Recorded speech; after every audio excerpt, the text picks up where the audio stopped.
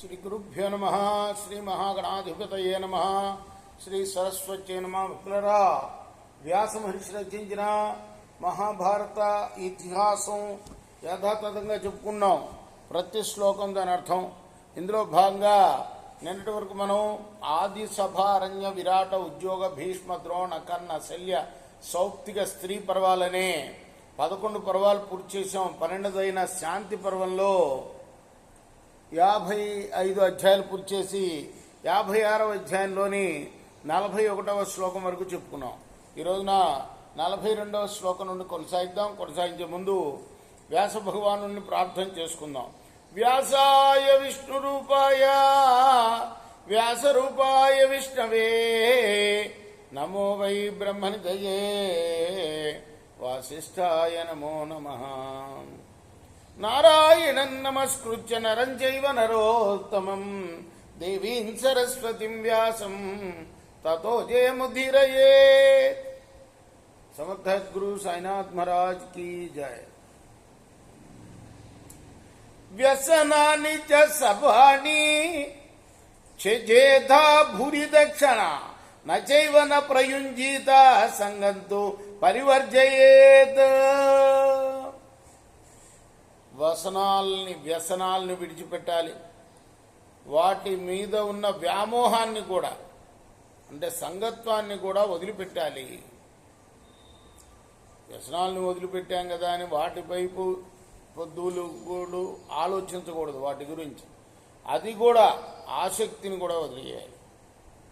లోకస్య వ్యసనీ నిత్యం పరిభూతో భవచ్యుత ఉద్వేజయతి లోకంచ యోతి ద్వేషి మహీపతి.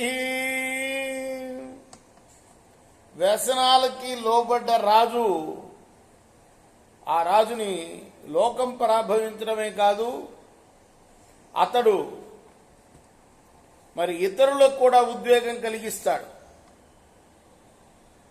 భవితవ్యము సదా రాజ్ఞ గర్భిణీ సహధర్మిణ కారణంచ మహారాజా శృణుయేనే దమిష్యతే. రాజు ఎప్పుడు కూడా గర్భవతిలాగా ప్రవర్తించాలి. ఎందుకో అది కూడా చెప్తాను. గర్భవతిలాగా ఎందుకంటే, గర్భవతి ఏం చేస్తుందిట? యదా హి గర్భిణీ హిత్వా స్వంప్రియ మనసో అనుగమం గర్భస్య హితమాధత్తే తథా రాజ్ఞప్య సంశయం వర్తితవ్యం కురు శ్రేష్ఠ సదా ధర్మ అనువర్తిన స్వం ప్రియంతు పరిత్యజ్య యజ్జల్లోకహితం భవేత్. స్వం ప్రియంతు పరిత్యజ్య యజ్జల్లోకహితం భవేత్. తన ప్రియం కాదు చూడాల్సింది రాజు, లోకహితం చూడాలి. గర్భవతి ఏం చేస్తుంది? తనకిష్టమైంది తినాలని అనుకోదు. పులుపు కారం ఇటువంటి ఉంటాయి కదా. కారం మరీ తింటే లోపల శిశువుకి చాలా ప్రమాదం, చాలా మంటలు ఎత్తుతాయి. కాబట్టి కారం తినకూడదంటారు. అట్లానే ఆ కారం మీద మోజున్నా సరే గర్భవతికి అది తినకుండా ఉంటుంది. అలానే రాజు కూడా తనకి ఎంత ప్రియమైనా సరే దాన్ని వదిలేసేయాలి. దేనికోసం? లోకహితం కోసం. న సంత్యాజ్యంచతే ధైర్యం కదాచిదపి పాండవ ధీరస్య సృష్టదండస్య న భయం విద్యతే క్వచిత్. రాజా ఎప్పుడు ధైర్యాన్ని విడనాడకూడదు. స్వామి చెప్తారు భగవద్గీతలో కూడా. కృష్ణ భగవానుడు ఏమని? నిర్భయంగా ఉండటం దైవీ సంపదలో మొదటి లక్షణం. అభయం సత్వ సంశుద్ధివి, భయం లేకుండా ఉండాలి అని. కాబట్టి రాజా నువ్వెప్పుడు కూడా భయం లేకుండా ఉండాలి. ఎప్పుడు దండనీతి అనేది స్పష్టంగా తెలియాలి. అంటే ఏంటి? దండించడం. ఏదన్నా దొంగతనం చేశాడు, నలుగురిలో వాడిని దండించాలి. ఇప్పటికీ ఉన్నాయి కొన్ని అరబ్ దేశాల్లో ఈ శిక్షలు. నలుగురు మధ్యలో ఉరి తీస్తూ ఉంటారు. ఎందుకు? నలుగురికి తెలియాలి, ఇలా ఇటువంటి పని నేను చేస్తే నాకు కూడా ఈ దండన విధించబడుతుంది. అదే చెప్తున్నాడు భీష్ముడు. పరిహాసస్య భృత్యైస్తే, ఎప్పుడు కూడాను సేవకులతో పరిహాసం ఆడకూడదు. నాచ్యర్థం వదతాం వర కర్తవ్యో రాజసార్థుల దోషమాత్ర హిమే శృణు. ఎందుకో చెప్తాను, దీనిలో దోషం ఉంటుంది. ఏమిటయ్యా? అవమన్యంతి భర్తారాం సంఘర్షాదుపజీవన స్వే స్థానే నచ తిష్టంతి లంఘయంతి చ తద్వచః. పరిహాసం ఆడుతున్నాడు అంటే సన్నిహితంగా ఉంటున్నట్టుగా లెక్క. భృత్యులతో సన్నిహితంగా ఉండేవాడి పరిస్థితి ఏమిటయ్యా అంటే, వీడు నావాడే కదా అని తృణీకరణ భావంతో చూస్తూ అప్పుడప్పుడు అవమానిస్తూ ఉంటారు వాళ్ళు. అంతేకాదు, వారి వారి స్థానాల్లో కూడా వాళ్ళని ఉండకుండా, రాజు అంటే భయం లేకుండా పోతుంది, రాజు మాటలను ఉల్లంఘిస్తూ ఉంటారు. ప్రేష్యమానా వికల్పంతే గుహ్యంచాప్యను అనుయుంజతే అయాచంచైవ యాచంతే భోజ్యాన్యా హారయంతి చ. ఇది ఆ రోజు పాలకుడైన రాజుకే కాదు, ఈ రోజు పాలకులైన ముఖ్యమంత్రులు, ప్రధానమంత్రులు, రాష్ట్రపతులు, వీళ్ళందరికీ కూడా ఇది పాటించవలసిన నియమం. పరిహాసం ఆడకూడదు పరిచారకులతో. ఆడితే ఏం చేస్తారు వాళ్ళు? అప్పగించిన పనుల్లో వాళ్ళు ధైర్యంగా సంశయాలు ప్రకటిస్తూ ఉంటారు. రాజు చెప్పింది చేయాలని లేకుండా అందులో లోపాలు వెతుకుతూ ఉంటారన్నమాట. రాజరహస్యాలు కూడా వెల్లడి చేస్తూ ఉంటారు. అడగకూడని అడుగుతూ ఉంటారు. రాజు తినే ఆహారం తను తినాలి అనుకుంటాడు. కృష్యంతి పరిదీప్యంతి భూమి సాయాధి తిష్టతే ఉత్కోచైర్యం చైర్వంచనాభిశ్చ కార్యాన్యాను అనువిహంతి చ. అంతేకాదు, రాజుపై భయం పోయి కోపతాపాలు కూడా పెంచుకుంటారు. ఆయన పైన లంచాలు పుచ్చుకుంటూ ఉంటారు, మోసాలు చేస్తూ ఉంటారు. జర్జరం చాస్య విషయం కుర్వంతి ప్రతిరూపకై స్త్రీ రక్షిభిశ్చ సజ్జంతే తుల్యవేష భవంతి చ. దేశాన్నంతా శిథిలం చేస్తారు. ఆ భృత్యులు వెళ్ళి దొంగ శాసనాలన్నీ చేసి, మంత్రులైనా సరే, భృత్యుల కిందే లెక్క మంత్రి కూడా. అంతేకాదు, అంతఃపుర రక్షకులతోటి స్నేహం చేసి వాళ్లతో సమావేశాలు పెడుతూ ఉంటారు.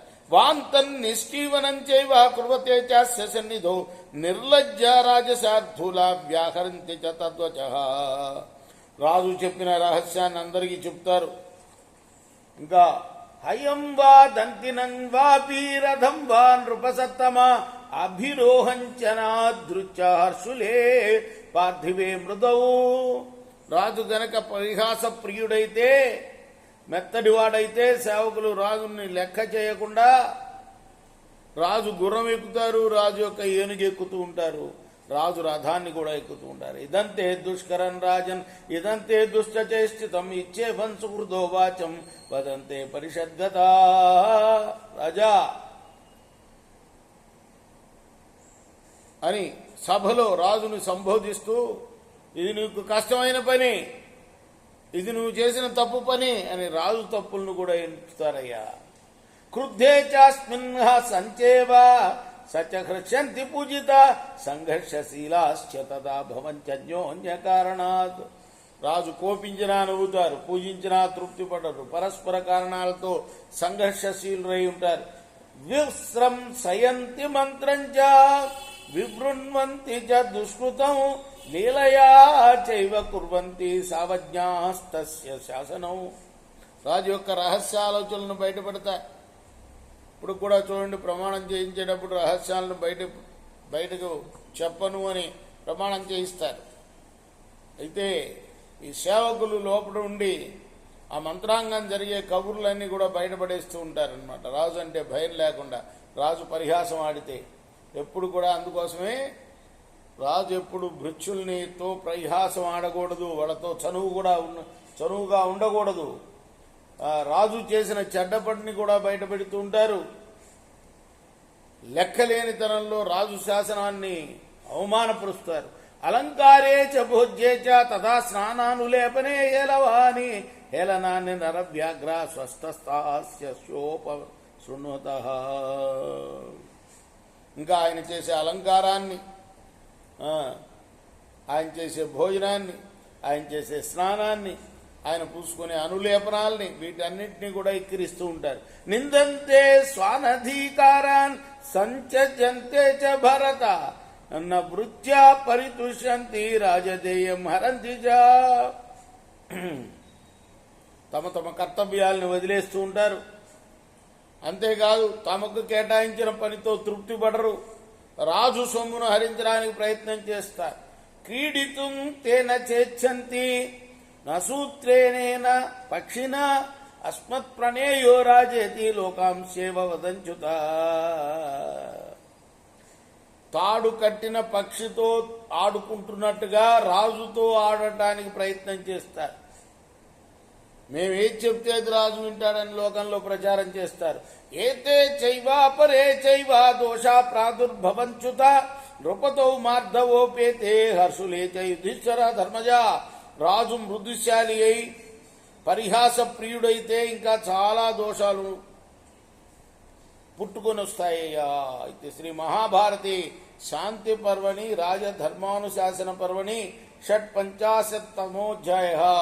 ఇది మహాభారత ఇతిహాసంలోని శాంతి పర్వంలోని 56వ అధ్యాయం. రేపు 57వ అధ్యాయాన్ని మొదలు పెడతాం. కృష్ణార్పణమస్తు. సాయి కృష్ణార్పణమస్తు. స్వస్తి ప్రజాభ్య పరిపాలయంతాం న్యాయేన మార్గేణ మహిమహిషా. గో బ్రాహ్మణేభ్య శుభమస్తు నిత్యం.